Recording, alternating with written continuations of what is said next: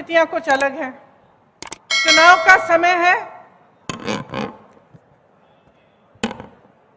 आपको आदत होगी कि जो भी नेता आता है, जिस पार्टी का होता है उस पार्टी के बारे में बात करता है और दूसरी पार्टी की आलोचना करता है।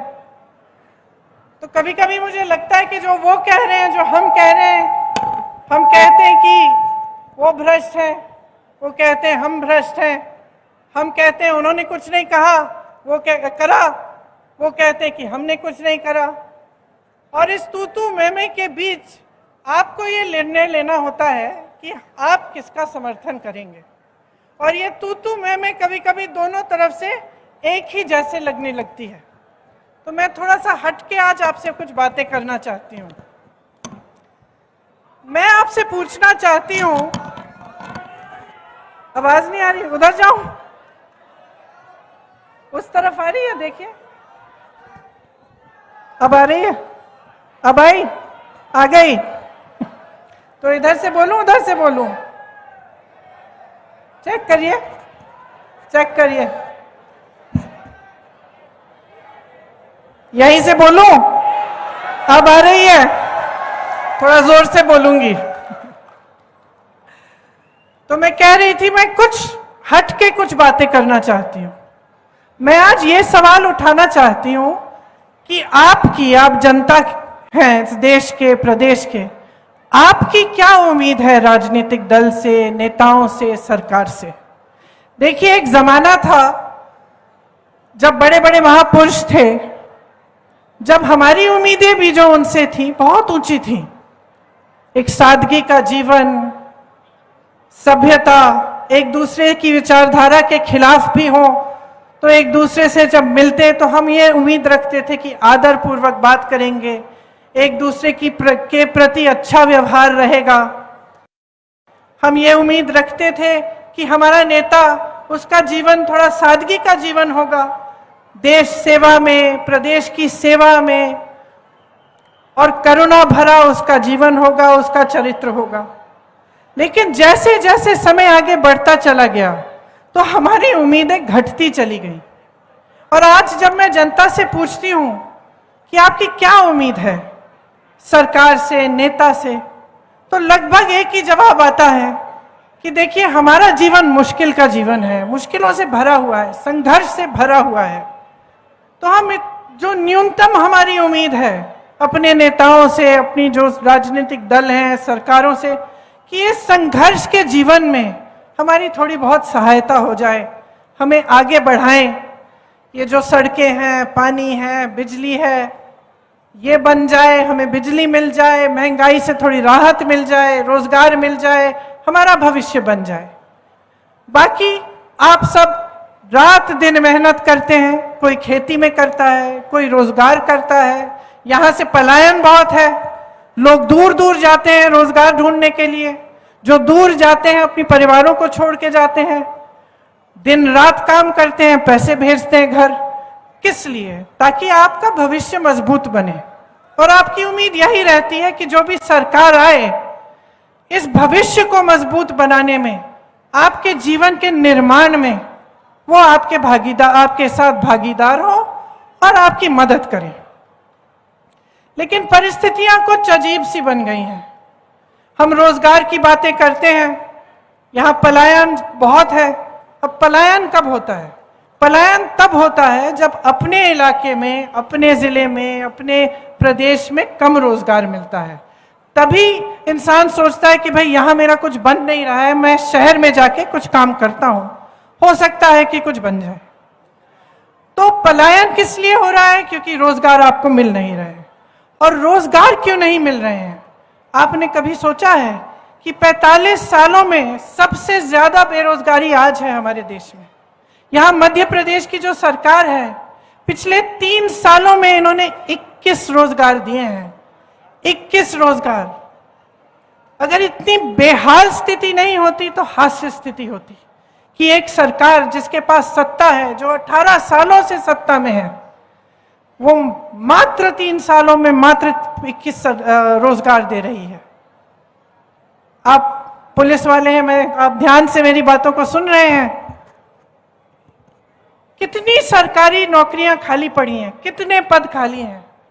यहाँ मध्य प्रदेश में जो स्वास्थ्य की व्यवस्था है उसमें देखिए तमाम डॉक्टरों के पद खाली हैं। नौजवान हैं पढ़े लिखे, ऐसे नौजवान हैं जिन्होंने काम किया है, जिनके माता पिताओं ने बचत करके उनको मुश्किल से पढ़ाया लिखाया है, डिग्रियां हैं, भर्ती की प्रतीक्षा भर्ती की जो टेस्ट है वो भी किए हैं, लेकिन भर्ती नहीं होती।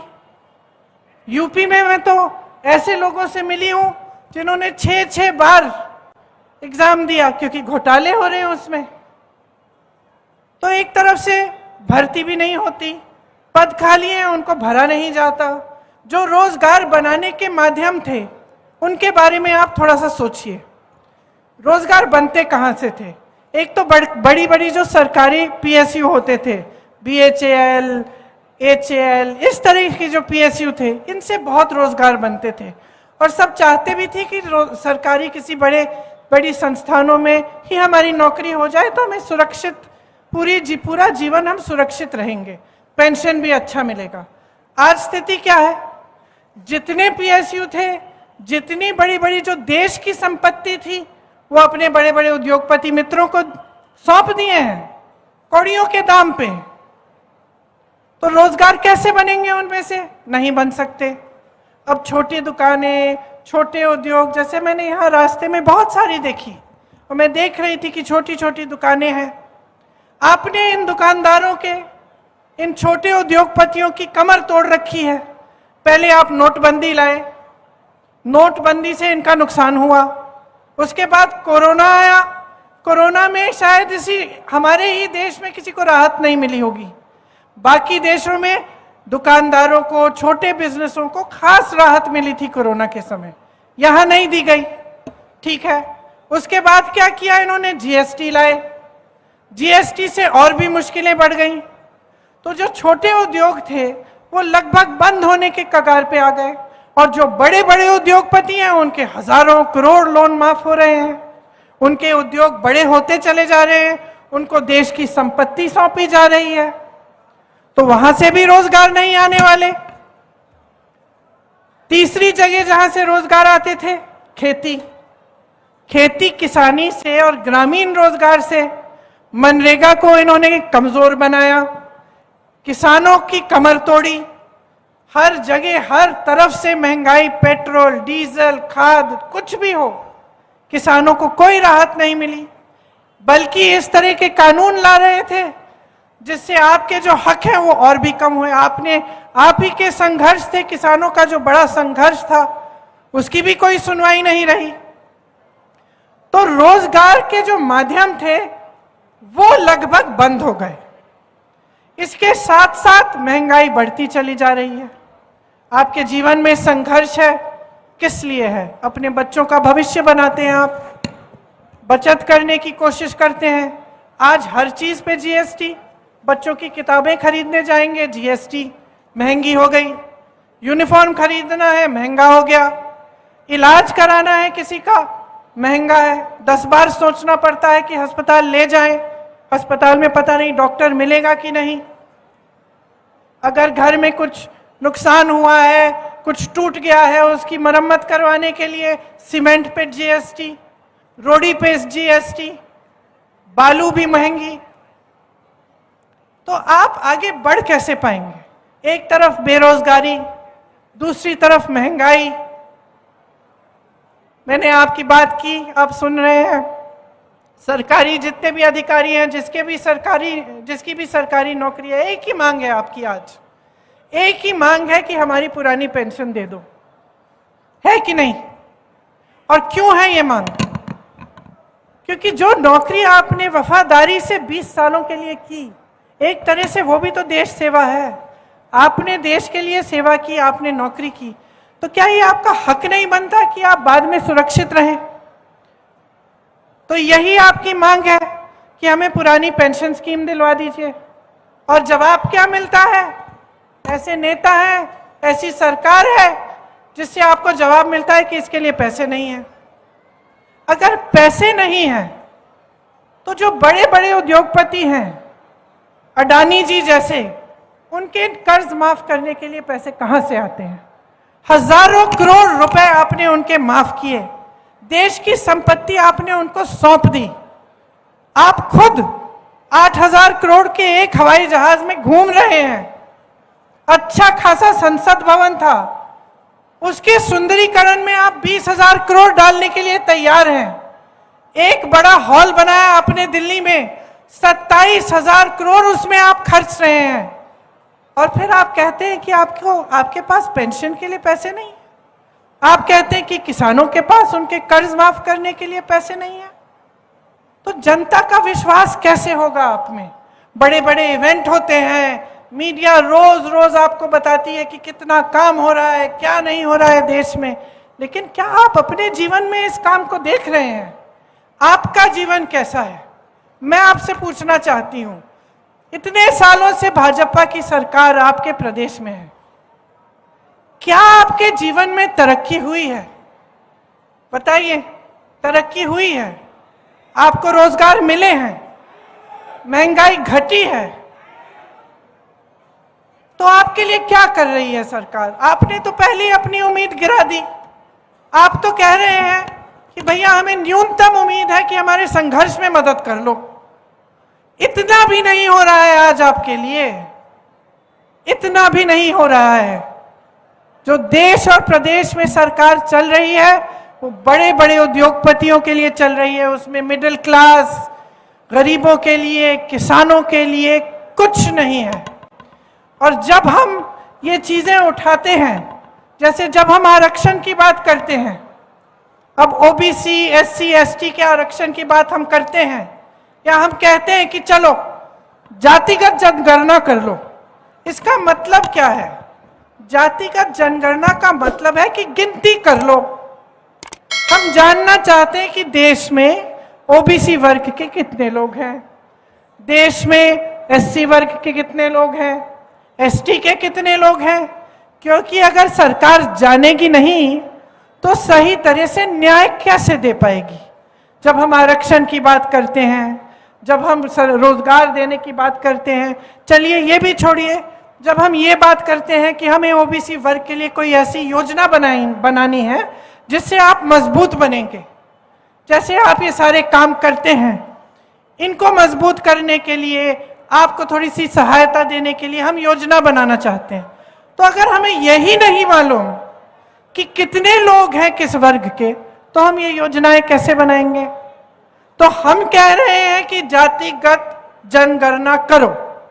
बिहार में की गई है, एक गिनती की गई है, उसके तहत 84% जनता, आधे से बहुत ज्यादा, एससी, एसटी और ओबीसी निकली। अब आप अगर देश में देखें तो जहां जहां ऊंचे पद हैं, बड़े बड़े उद्योगपतियों को देखिए, मीडिया के जो बड़े बड़े चैनलों के जो सबसे ऊपर सबसे हेड है उनको देखिए, आप सचिवों को देखिए सरकार के, आप यूनिवर्सिटीज के वाइस चांसलर्स को देखिए, तो आपको पता चलेगा कि ये प्रतिनिधित्व आज नहीं है। 84% अगर ये ओबीसी, एससी, एसटी वर्ग के लोग हैं, लेकिन 90% से ज्यादा आपको मिलेंगे कि इन वर्गों से नहीं है, जो इन बड़े बड़े पदों में हैं। तो न्याय की बात है, न्याय की बात है कि अगर 84% इस वर्ग के हैं तो कम से कम उनको भागीदारी मिलनी चाहिए, उनका प्रतिनिधित्व न्यायपूर्वक होना चाहिए। लेकिन आप तो गिनती करने के लिए तैयार नहीं है। लेकिन हम कहते हैं जातिगत जनगणना करो, ये लोग मौन हो जाते हैं, चुप हो जाते हैं। लेकिन बड़े बड़े इवेंट करते हैं कि हम ओबीसी को बढ़ाना चाहते हैं आगे, हम ये करेंगे वो करेंगे, बड़ी बड़ी घोषणाएं करते हैं। जब हम कहते हैं गिनो भाई कितने हैं, गिनना नहीं चाहते। महिलाओं को देखिए, महिलाओं को आरक्षण कांग्रेस पार्टी ने दिए 33%, इसलिए गांव गांव में आज महिलाओं का प्रतिनिधित्व है। बहनें बैठी हैं, सबसे ज्यादा बोझ उठाती हैं समाज का। आप काम करती हो, नौकरियां भी करती हो, खेती भी करती हो, घर आकर पूरा घर संभालती हो, अपने परिवारों की परवरिश करती हो, सबसे ज्यादा बोझ आपके कंधों पर है, लेकिन आपको पहचानने वाला कोई नहीं है। आपको प्रतिनिधित्व दिया गया राजनीति में ताकि आप सक्षम बन सकें। आपके लिए तरह तरह के कार्यक्रम और योजनाएं बनाई गई। ये लोग कहते हैं हमने महिलाओं को 33% आरक्षण दे दिया। खूब बड़ा सारी मीडिया ने बताया कि आरक्षण दे दिया, बिल पास हो गई, मोदी जी के बारे में क्या क्या अच्छी बातें की। पता चला ये आरक्षण 10 सालों के लिए लागू ही नहीं होगा। तो सच्चाई कुछ है और इवेंटबाजी कुछ और है। जो आप होर्डिंग्स में देख रहे हैं, जो आप मीडिया में देख रहे हैं, टीवी पे देख रहे हैं, ये आपको बताया जा रहा है कि एक बहुत सुनहरा दौर आ गया है हमारे देश में। तो ये सुनहरा दौर आपके घरों में क्यों नहीं है? ये सुनहरा दौर जो इस देश में फैला हुआ है, आपके घरों तक क्यों नहीं पहुंचा? आपके दरवाजों तक क्यों नहीं पहुंचा? आप क्यों जूझ रहे हैं? आप क्यों परेशान हैं? आप क्यों गरीब के गरीब रहे हैं? यहां आज भी पानी की किल्लत क्यों है? यहां से लोग पलायन क्यों कर रहे हैं? जो आपकी मांगे हैं कि महंगाई से राहत मिले, हमारे बच्चों को रोजगार मिले, शिक्षा के लिए अच्छी सुविधाएं बने, स्वास्थ्य की सुविधाएं बने, ये पूरी क्यों नहीं हो रही हैं? और क्या बहाना है कि 18 सालों से सरकार में रहे हैं और आज तक ये सब काम नहीं कर पाए? तो देखिए, असलियत आपके सामने है, सच्चाई आप जानते हैं। महंगाई है, बेरोजगारी है, मुश्किलों से भरा जीवन है। फिर भी नेता आते हैं, आपके सामने क्या बातें करते हैं? एक तो चुनाव के पहले सारी घोषणाएं। अब वो घोषणाएं पूरी हुई हैं कि नहीं हुई हैं? जो पिछले चुनाव में घोषणाएं की थी वो पूरी की है इन्होंने कि नहीं? बताइए। उन्होंने क्या कहा था? इससे पहले वाले चुनाव में शायद बोला था कि लाखों रोजगार देंगे, फिर 2018 में बोला 10 लाख रोजगार देंगे। पिछले 3 सालों में 21 रोजगार दिए हैं। तो छोड़ दीजिए कौन सी पार्टी के हैं, मैं इसलिए आलोचना नहीं करूंगी क्योंकि भाजपा के हैं। ठीक है, भाजपा के हैं। अरे भाई, जवाब दे तो बनाइए इनको। कौन बनाएगा इनको जवाब दे? आपने एक ऐसा सिलसिला शुरू करवा दिया है इस देश में जिसका नुकसान आप भुगत रहे हैं और आपको इसके बारे में एहसास नहीं हो रहा है। सिलसिला क्या है कि जो नेता है वो समझ गया है कि चुनाव के समय खोखली घोषणाएं कर लो, धर्म की बात कर लो। राजनीति में धर्म चलाएंगे तो चलाएंगे चुनाव के समय, जाति की बात कर लो और नैया पार हो जाएगी। काम करने की कोई जरूरत नहीं है। अभी मैं छत्तीसगढ़ गई थी। मैंने छत्तीसगढ़ के मुख्यमंत्री जी से पूछा आपका चुनाव कैसा चल रहा है? कहते मेरा तो ठीक है, मैं जीतने वाला हूं। मैंने कहा आप बड़े कॉन्फिडेंस से कह रहे हैं? कहते हाँ, कॉन्फिडेंस से कह रहा हूं। काम किया है मैंने जनता की संपत्ति जनता के जेब में डाली है। मैंने ग्रामीण रोजगार बनाए हैं।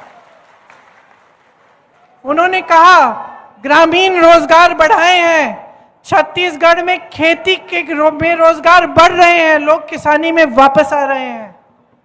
विश्व प्रसिद्ध बना दिए उन्होंने। जो इलाके पिछड़े थे, बड़े बड़े कारखाने वहां खुलवा दिए हैं। रोजगार में सबसे पहले, कर्ज माफी में सबसे पहले, क्योंकि कांग्रेस की सरकार ऐसी सरकार बनी जिसके हित में आप थे, जनता थी और आज भी है। तो ये एक राजनीति है जिसमें मुख्यमंत्री दावे से कह सकता है मैं चुनाव जीतूंगा क्योंकि मैंने काम किया है, जनता के पैसे वापस जनता को दिए हैं। और एक राजनीति ये है जो शर्मिंदा होकर आपके सामने आती है, काम की बात नहीं कर सकते। काम की बात नहीं कर सकते इसीलिए धर्म की बात करते हैं, क्योंकि सोचते हैं कि धर्म की बात उठाएंगे, आपके जज्बात उनके साथ जुड़ जाएंगे और वोट मिल जाएगा। ये सिलसिला बंद करो। इससे आपका नुकसान हो रहा है, किसी बड़े नेता का नुकसान नहीं होता, किसी रईस उद्योगपति का नुकसान नहीं होता। उनके तो बच्चे बाहर पढ़ते हैं सारे, उनको तो शिक्षा संस्थानों की जरूरत ही नहीं है। यहां सरकार बना ही नहीं रही है, उनको तो कभी भी रोजगार मिल जाएंगे। नुकसान आपका हो रहा है क्योंकि आप जवाबदेह नहीं बना रहे हो नेता को। मैंने एक भाषण में यही शायद मध्य प्रदेश में किस्सा बताया कि मैं पिताजी के साथ अमेठी गई थी जब वो प्रधानमंत्री थे, और ऐसी डांट खाई उन्होंने गांव में कि हमने आपसे कहा था ये सड़क बनाओ, आज तक अभी तक बनी नहीं है, बनवा के दिखाओ फिर आओ वापस राजू भैया। प्यार करते थे बहुत उनसे, लेकिन जवाबदेही थी उनकी। जनता जागरूक थी, जनता कहती थी हमारा काम करो, नहीं तो प्यार देंगे वोट नहीं देंगे हम। समझे आप? और आज इसका विपरीत सिलसिला चल रहा है।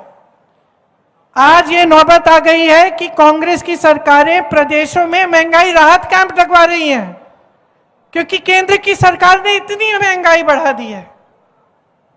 तो जब तक आप जागरूक नहीं बनेंगे और आप सवाल नहीं उठाएंगे और नेता को यह एहसास नहीं होगा कि अगर आपका काम नहीं कर रहा है, वो फिर से मंच पे नहीं लाओगे उसको, आप अपना वोट नहीं दोगे, तो कैसे बदलेगा ये देश? तो ठीक है, फिर पलायन करते रहिए। बीमार पड़ेंगे तो प्राइवेट में इलाज कराइए किसी से लोन लेके, रोजगार आपको मिलेंगे नहीं। तो अगर आप अपनी परिस्थिति को ऐसा ही चाहते हैं तो ठीक है, इस राजनीति को चलने दीजिए, चल जाएगी, लंबे दौर तक चल जाएगी। क्योंकि अगर आप अपने जज्बात और धर्म को राजनीति से जोड़ के रखेंगे तब तो ये चलती चली जाएगी। मैं तो ऐसे घरों में गई हूं गांव में कि मैंने पूछा कि दीदी बिजली नहीं है, पानी नहीं है, टूटी में से कुछ निकल नहीं रहा है, आप मुझे कह रही हो कि बच्चों को खाने का नहीं है, फिर भी आप कह रही हो कि वोट आपका धर्म के आधार पर डलेगा। लेकिन ये विधायक जिसको आप वोट दे रहे हो, जो हर बार आके आपके सामने धर्म की बात करता है, इसने तो आपकी सड़क की मरम्मत भी नहीं की है, कुछ नहीं किया आपके लिए। तो कहती है कि हाँ सही कह रही हो दीदी, अब मैं सोचूंगी। तो मैं यही कहने आई हूं, मैं यही कहने आई हूं कि अब सोच लीजिए। 18 साल हो गए हैं, 5 साल सामने हैं, 5 सालों में बच्चे बड़े होने वाले हैं, स्कूल जाना है, यूनिवर्सिटी जाना है, जाना पड़ेगा, रोजगार चाहिए, भविष्य बनाना है। तो ये 5 साल बहुत ही महत्वपूर्ण है, हल्के में मत लीजिए। ये मत सोचिए कि चलिए एक और चुनाव है वहीं डाले देते हैं जहां पिछले 18 सालों से डाल रहे हैं हम। गलत बात है, ये आपके भविष्य को बनाने वाला चुनाव है। आपके सामने कांग्रेस के जितने भी नेता हैं, उन्होंने सारे जितनी भी गारंटीज हैं आपको बताई हैं। अब मैं कहती हूं, मैं भी पढ़ के सुना दूंगी कौन सी हैं, लेकिन मैं कहना चाहती हूं कि आप ये देखिए ना कि कांग्रेस के प्रदेशों में ये क्या जो गारंटी है ये लागू है कि नहीं। कर्नाटका में ओपीएस लागू है, राजस्थान में लागू है, छत्तीसगढ़ में लागू है, हिमाचल प्रदेश में लागू है, मिल रहा है पुराना पेंशन। ये घबराहट नहीं हो रही है कि मेरे पैसे किस चीज में डाल दिए कि अगर कुछ गड़बड़ हो जाए तो मेरी सारी मेहनत, सालों की मेहनत गवा देंगे। ये घबराहट नहीं है। इन प्रदेशों में महिलाओं को पैसे मिल रहे हैं, चुनाव के पहले नहीं कि चुनाव 18 साल से सरकार चल रही है, चुनाव के 2 महीने पहले कह दिया लाडली स्कीम बना दी, तो फिर 18 सालों के लिए क्यों नहीं दिए ये पैसे? ये लाडली स्कीम आज क्यों लाए हो? और क्या समझ रखा है, क्या समझ रखा है महिलाओं को कि अकल नहीं है हमारी? क्या समझ रखा है कि हमें आप कुछ नहीं दोगे, हमें आप सुरक्षित नहीं दोगे? यहां हर रोज 17 बलात्कार हो रहे हैं, हमें सुरक्षित नहीं रख पा रहे हो, हमें पढ़ाओगे लिखाओगे नहीं, हमें रोजगार नहीं दोगे, और चुनाव के 2 महीने पहले कह दोगे लो लाडली स्कीम ले लो, 1500 रुपए पकड़ो वोट दो। क्या समझते हैं कि महिलाएं सोचेंगी नहीं, कि महिलाएं जागरूक नहीं है? मैं बताना चाहती हूं इनको, सबसे जागरूक महिला होती है, सबसे जागरूक, क्योंकि महिला को मालूम है कि कितना संघर्ष है जीवन में। महिला अपने बच्चे के लिए कुछ भी कर लेगी, चाहे किसी भी घर की महिला हो, अपने बच्चों के लिए कुछ भी करेगी, मेहनत करेगी, कमर तोड़ मेहनत करेगी, जी तोड़ मेहनत करके धूप में पूरे दिन खेती करेगी।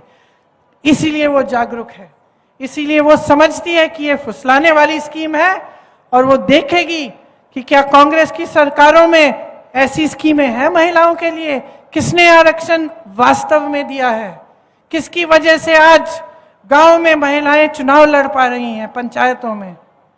तो महिला जागरूक होती है, और मैं कह रही हूं बहनों, और भी जागरूक बनो। स्कीम्स ठीक है, सारी सुन लो, देख लो, लेकिन वोट जो है ना अपने भविष्य, अपने बच्चों के भविष्य के लिए डालो।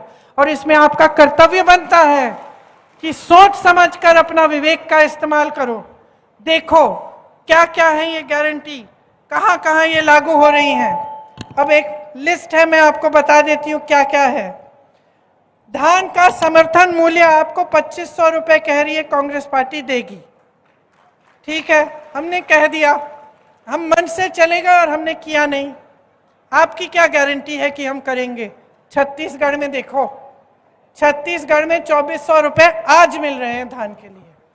तो देखो क्या हो रहा है, फिर कहो हाँ ठीक है ये सही बात कर रहे हैं, तभी वोट दो अपना। मेरी बातों पे मत चलो। किसान के कर्ज की माफी की बात हम कर रहे हैं। किसान कर्ज माफ किए कमलनाथ जी ने, जब 15 महीनों के लिए इनकी सरकार थी तो किए। तो आपको मालूम है कि चलो इन्होंने करके दिखाया, ये फिर से करेंगे। 100 यूनिट बिजली माफ, 200 यूनिट बिजली बिल हाफ, बिजली बिल माफ की थी इन्होंने। तो जब आप देख रहे हैं कर्नाटका में भी हो रही है, तो जब आप देखें कि हाँ इन्होंने करके दिखाया है, इनके प्रदेशों में है, तभी कहिए ठीक है हम इनकी बात मान के वोट देते हैं इनको। तो मैं जागरूकता सिर्फ भाजपा के लिए नहीं मांग रही हूं, मैं आपकी जागरूकता हमारे लिए भी मांग रही हूं। मैं कह रही हूं कि आप जागरूक बनो, हमसे भी सवाल उठाओ, और अगर ये गारंटी पूरी नहीं होगी तो दोबारा वोट मत दो। तो देखिए सब कुछ आपके हाथों में है। गैस के सिलेंडर हमने कहा है 500 रुपए में दिलवाएंगे, अब देखिए ये 1200 रुपए में दिलवा रहे थे, चुनाव आने लगा झट से कम कर दिया। पहले क्यों नहीं किया, पहले कम क्यों नहीं किया? कितने घोटाले, इनसे 220 घोटाले गिनना भी बंद कर दिया मैंने। पहले तो शुरू में मध्य प्रदेश आती थी, गिनती थी, शिक्षा घोटाला, भर्ती घोटाला, सड़कों पे घोटाला, पता नहीं व्यापम घोटाला गिनती थी। अब कहते भैया मुझे ये लिस्ट ही नहीं पढ़ रही। जनता बेचारी भुगत रही है, इतना भ्रष्टाचार है, रिश्वतखोरी से आप परेशान हो, नौकरी लेने जाना है, इलाज कराने जाना है, जहां भी जाना है रिश्वतखोरी। तो अब मैं सिर्फ ये कहना चाहती हूं कि आप अपना भविष्य अपने हाथों में लो। आजादी की जो लड़ाई थी, इतने महापुरुष शहीद हुए, आपके लिए लड़े, किस लिए? ताकि आपकी शक्ति आपके हाथों में मिले। वरना अंग्रेजी शासन और अब के शासन में क्या फर्क होता? फर्क तो ये है ना कि ये लोकतंत्र है। फर्क तो ये है कि आप शिकायत कर सकते हैं, आप नाराज होते हैं तो आप सरकार बदल सकते हैं। फर्क तो ये है कि आप अपने हाथों में अपनी शक्ति और अपनी जिम्मेदारी ले सकते हैं। यही तो संविधान ने दिया है आपको, और यही तो सबसे बड़ी चीज है।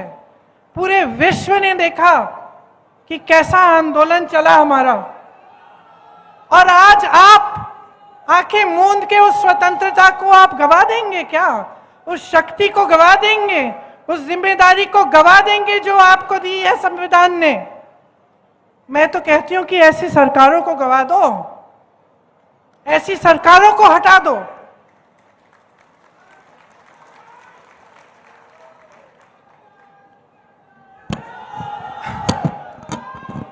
आप अपने भविष्य के लिए नहीं लड़ेंगे तो कोई नहीं लड़ पाएगा आपके लिए।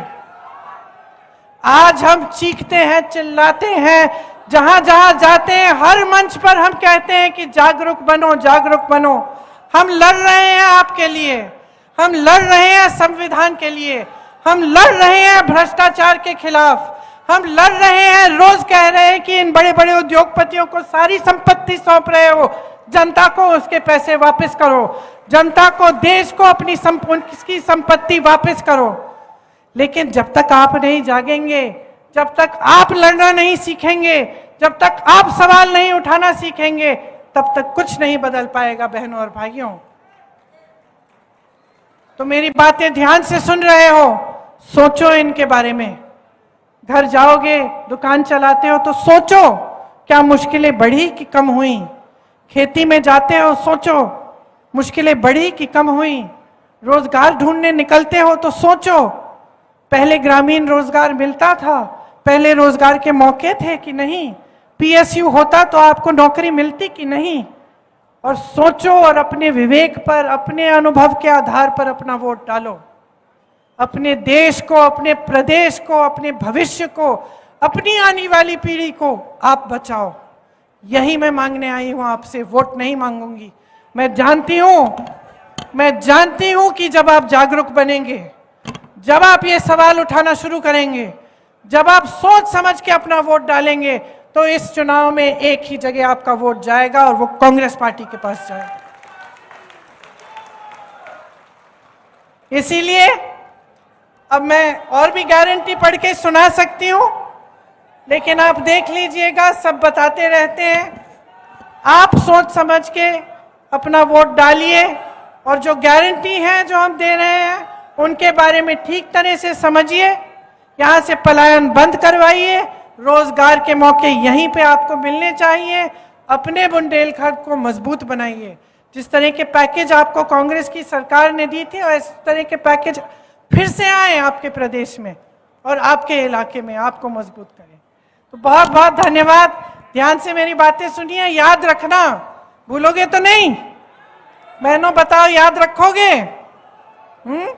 ये जो स्कीमें हैं ठीक है, लेकिन वोट आपका अपने भविष्य पे डालो, अपनी मजबूती, अपनी शक्ति पे।